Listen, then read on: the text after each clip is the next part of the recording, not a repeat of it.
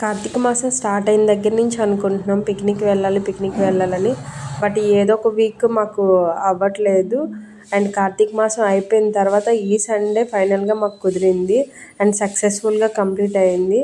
అసలు మామూలు ఎంజాయ్ కాదు. ఎస్కోట్ దగ్గర ఒక చిన్న రిసార్ట్ బుక్ చేశారనమాట. బాగుంది రిసార్ట్, చాలా బాగుంది. తక్కువ బడ్జెట్లో అండ్ ఎంజాయ్ చేయడానికి బాగుంది బడ్జెట్ తక్కువలోని.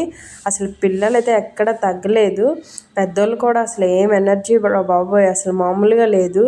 గేమ్స్ ఏంటి ఏమైనా సరే అసలు మామూలుగా ఆడలేదు, ఎక్కడ లేని ఎనర్జీ అంతా వచ్చేసింది.